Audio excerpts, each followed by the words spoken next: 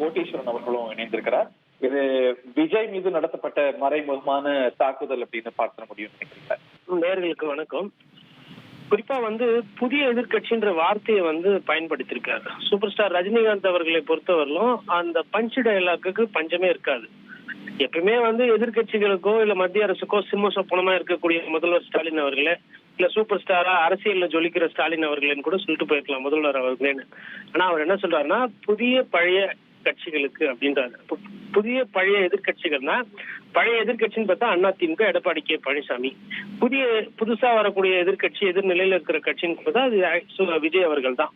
So Vijay அவர்களும் காக்கா கதை, ஒரு சில பிரச்சனைகள், அப்புறம் இந்த கூலி படம் ரிலீஸ் அப்போ விஜயோட ஃபேன்ஸ் எல்லாம் போயிட்டு ஒரு சில இடத்துல தியேட்டர்ல எல்லாம் படம் சரியில்லை அப்படின்னு சொன்ன அந்த சர்ச்சை பிரச்சனை எல்லாம் அவருக்கும் செவி வழி போயிருக்கும்.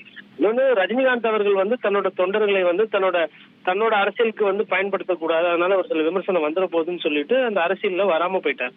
அப்படி இருக்கும்போது அதனாலயுமே நான் உச்சத்துல இருந்த போது என்னோட நடிப்பு தூக்கி போட்டு வந்தேன், மத்தவங்கள மாதிரி கிடையாது அப்படின்றத அவர் திரும்ப திரும்ப பதிவு பண்றாரு. அது கண்டிப்பா திரு கமலஹாசன் அவர்களையும் திரு ரஜினிகாந்த் அவர்களையும் காயப்படுத்தும் அந்த வார்த்தை. விஜய் அவர்கள் சொல்ற அந்த வார்த்தை. கடந்த மாநாட்டுல திரு விஜய் பேசிய பேச்ச சொல்றீங்க, நான் ரிட்டையர் ஆகிற நிலையில அரசியலுக்கு வரல அப்படின்னு சொன்னார்ல, அந்த கருத்து சொல்றீங்க?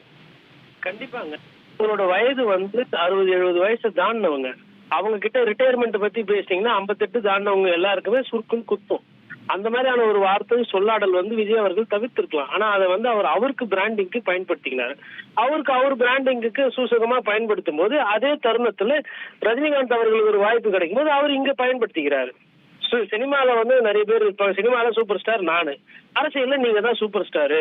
பழசா இருந்தாலும் சரி, புதுசா இருந்தாலும் யாரு வந்தாலும் 2026ல ஒரு கை பார்க்கலாம் அப்படின்னு தயாரா இருக்கிறோம் ஸ்டாலின் அவர்களேன்னு சொல்லிட்டு ஸ்டாலின் அவர்களே அங்க பாராட்டுறாரு. இது திரு விஜய் அவர்களை தான் குறிப்பிட்டார் மறைமுகமா அப்படின்னு புரிஞ்சுக்கலாம். இதுல அந்த அர்த்தம் தான் வருது இல்லையா, வேற அர்த்தம் இல்லை?